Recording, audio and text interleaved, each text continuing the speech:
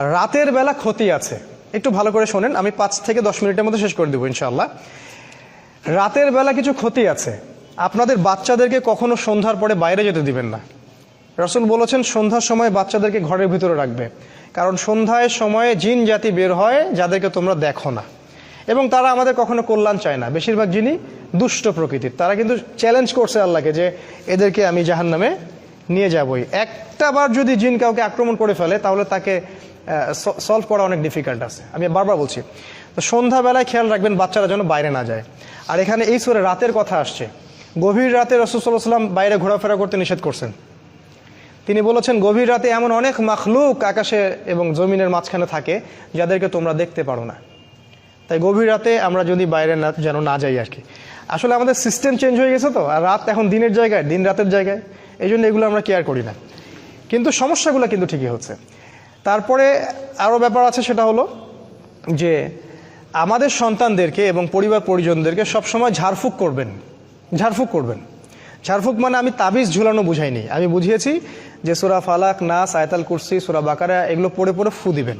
আর যারা পড়তে জানেন না তারা অডিও টেপ শুনতে পারেন, অডিও টেপ রেকর্ডিং বাসায় ছেড়ে দিবেন, ওখান থেকে দেখবেন শয়তান ইনশাল্লাহ চলে যাবে।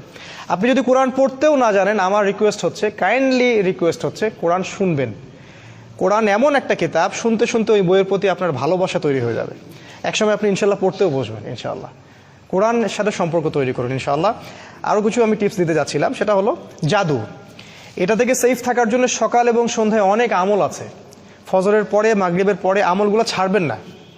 প্রিয় সম্মানিত ভাইয়েরা, আমার চাচার বয়সী যারা আছেন সবাইকে বলছি যে এই আমলগুলো কখনো ছাড়বেন না। যদি ছেড়ে দেন, আমি নিজের জীবন থেকে বলছি, যদি একটা দিনও আপনি আমলে গাফেলতি করেন, সেই দিনই কোনো না কোনো অ্যাক্সিডেন্ট হতে পারে, সেই দিনই হতে পারে। সো সকালে সন্ধ্যায় যে জিকির আজগারগুলো আছে সেগুলো দিকে একটু বেশি শক্তিশালী হতে হবে। যেমন কমন কিছু, আয়াতুল কুরসি আছে, সূরা বাকারার শেষ 2 আয়াত আছে, সূরা হাশরের শেষ 3 আয়াত আছে না, তারপরে ওই যে তাসবিহ তাহলিল আছে, সুবহানাল্লাহ, আলহামদুলিল্লাহ। দোয়া যদি হিসাব করেন 50টা পার হয়ে যাবে। আমি কিছু দোয়ার বইয়ের নামও সাজেস্ট করছি, যেমন আইনে রসুল একটা দোয়ার বই আছে, অথবা হিসনুল মুসলিম, সবচেয়ে বেস্ট একটা দোয়ার বই হিসনুল মুসলিম কিনতে পারেন। হানাফি মাযহাবের একটা অনেক ভালো বই আছে, সেটা হলো হিসনে হাসিন, সেই বইটা আমার বাসাতেও আছে, ওইটাও ফলো করতে পারেন। তারপর রুকিয়া একটা বই আছে, সেটাও ফলো করতে পারেন। তারপরে সহি দোয়া ঝাড়ফুঁক একটা বই আসছে মদিনা থেকে, সেটাও ফলো করতে পারেন। অনেক বই আছে, এই বইগুলো কালেক্ট করবেন এবং সকাল সন্ধ্যার দোয়াগুলো পড়বেন, তাহলে ওই জাদু এবং চোখ লাগা, বদ নজর, জিনগ্রস্ততা এগুলো থেকে ইনশাল্লাহ আপনারা সেফ থাকবেন।